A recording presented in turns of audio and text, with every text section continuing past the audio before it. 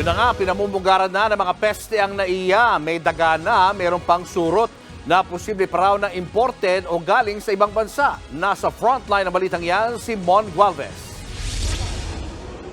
Kitang-kita sa video na ito ang mga surot sa mga butas ng metal chair sa NAIA Terminal 3. Kuha yan ng pasaherong si Angeli noong January 16. Kwento niya, inupuan niya lamang ang metal chair sa arrival area ng NAIA Terminal 3 nang maramdaman niyang may kumakagat sa hita niya. Hindi ko po siya ine-expect na surot kasi akala ko mga langgam lang. Kinakamot ko po siya pero ang sakit, sobra po kasing kate. Hanggang sa hindi ko po siya kaya, tumayo po ako. Tapos sabi nga po ng kapatid ko, baka daw po surot. Hanggang sa na-video na po niya, ayun po, surot nga po talaga siya. Pero hindi itong huling beses na nakagat si Angeli ng surot sa NAIA. Nitong February 2, pinagkakagat daw ulit siya ng mga surot sa departure area naman ng NAIA Terminal 2. Bago po ako umupo, chinek ko po siya. As in, inisa-isa ko sa metal chair. Wala po ako nakitang surot. Di, umupo na po ako, saglit lang, wala po sigurong 5 minutes. May tumusok na naman po kasi ang sakit. Alam ko na agad na surot po yun kasi yung una kong experience, ganun na agad yung kati niya, yung sakit niya.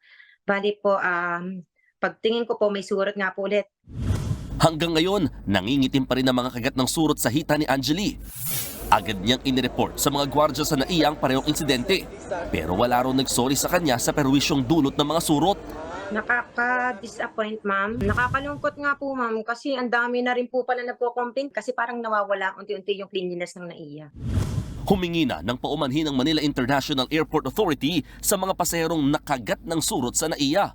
Ayon daw sa kanilang pest control service provider, imposible raw na imported ang mga surot.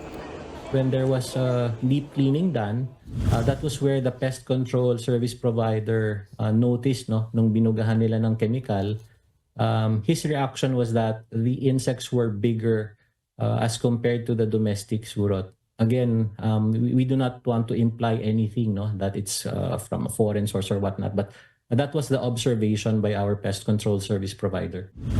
Bilang tugon, aalisin na rin ang mga upuang gawa sa ratan kung saan kinagat din ng mga surot ang ilang pasahero. Babayaran naman ng MIAA ang ginastos ng mga apektadong pasahero sa pagpapagamot. The general manager had already given his assurance, especially to the two individuals who recently posted their experience. The general manager has already given his assurance that we will compensate them for the medical expenses that they incurred. Ayon sa MIAA, wala na raw surot sa mga upuan sa NAIA. Susubukan din nilang magdagdag pa ng mga upuan sa Terminal 2 kung saan tinanggal ang mga rattan chairs.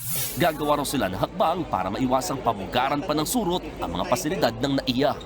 Nagbabalita mula sa frontline, Mon Gualvez, News 5. Mga kapatid, Julius Babaw po. Iba na ang may alam at may pakialam sa panahon ngayon. Para sa frontline ng mga balita, mag-follow at mag-subscribe sa social media pages ng News 5.